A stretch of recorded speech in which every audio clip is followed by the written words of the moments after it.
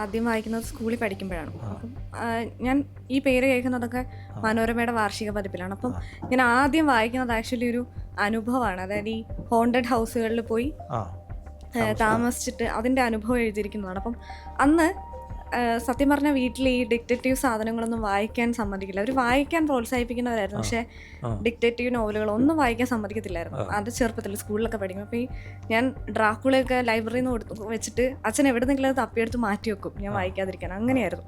പക്ഷെ അതേ അച്ഛനാണ് ഇന്ദുഗോപൻ്റെ ഈ പ്രേത വീടുകളിൽ ഒരു രാത്രി വായിച്ചതിന് ശേഷം എൻ്റെ അടുത്ത് പറഞ്ഞത്, ഇത് വായിച്ചിട്ട് രാത്രിയിൽ ഒറ്റയ്ക്ക് കിടക്കാൻ ധൈര്യമുണ്ടോ. അങ്ങനെയാണ് ഞാൻ ഇന്ദുഗോപൻ എന്ന് പറയുന്ന എഴുത്തുകാരനിലേക്ക് വരുന്നത്. അപ്പോൾ സത്യത്തിൽ ഈ ഇങ്ങനെ ജോലിയുടെ ഭാഗമായിട്ട് ഇത്തരത്തിൽ ഇങ്ങനെ യാത്രകൾ ചെയ്തത്, അവിടെ ഉണ്ടായ അനുഭവങ്ങൾ, അത് പിന്നീട് ഈ പറയുന്ന പ്രഭാകരനെ പോലെയുള്ള കഥാപാത്രങ്ങൾ ഉണ്ടാക്കുന്നതിൽ സഹായിച്ചിട്ടുണ്ടോ? അതിൻ്റെ അനുഭവങ്ങൾ എന്തൊക്കെയാണ്? അതിലെനിക്ക് എന്തായാലും ഒരു സന്തോഷമുണ്ടെന്ന് പറഞ്ഞാൽ, പ്രേതങ്ങളൊരു വായനക്കാരിയെ മലയാളത്തിന് കോൺട്രിബ്യൂട്ട് ചെയ്തു. അപ്പം ലോകത്തിലെ ഏറ്റവും ബോറിംഗ് ആയിട്ടുള്ള തൊഴിലുകളിൽ എല്ലാ തൊഴിലും വളരെ ബോറിംഗ് ആയിട്ടുള്ളതാണ്.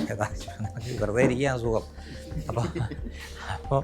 അപ്പം ഇതിലുള്ള പ്രധാനപ്പെട്ടൊരു ജോലിയാണല്ലോ ഈ എഴുതുക എന്ന് പറഞ്ഞ പ്രോസസ്സ്.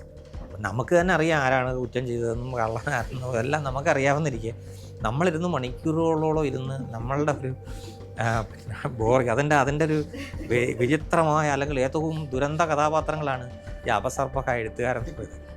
ആദ്യമേ അറിയാം ഇതാരാണ് ഈ പരിപാടി ചെയ്തതെന്നുള്ളത്.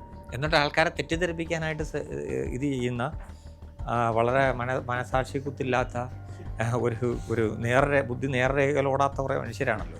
ഇതിൻ്റെ അകത്ത് ഞാൻ എപ്പോഴും ആലോചിച്ചിട്ടുള്ളൊരു സാധനം വെച്ചാൽ, ഇത് പ്രോസസ് ഓഫ് റൈറ്റിങ്ങിൽ നിങ്ങൾക്കൊരു രസം ഉണ്ടാവണം. ഞാനിങ്ങനെ പറഞ്ഞ കണക്ക് ഞാൻ ചത്ത് കഴിഞ്ഞ ഉടനെ ഇയാൾ 80 നോവലുകൾ എഴുതിയിട്ടുണ്ട്. 160 നോവൽ എഴുതിയിട്ടുള്ള ഇഷ്ടംപോലെ ആൾക്കാരുണ്ട്.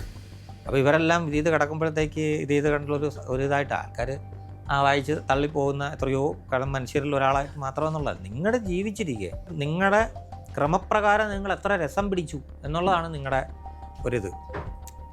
ആ രസം പിടിക്കുന്നത് നമ്മളെല്ലാവരും വേറെ വേറെ രീതിയിലാണ് നമ്മൾ രസം പിടിക്കുന്നത്. ചെറിയ ചെറിയ ഭക്ഷണ വൈവിധ്യങ്ങളിൽ ഓരോരുത്തർ ഇഷ്ടം എന്നൊക്കെ പറയുന്ന പോലുള്ള രസം പിടുത്തമാണ് ഈ സംഗതി.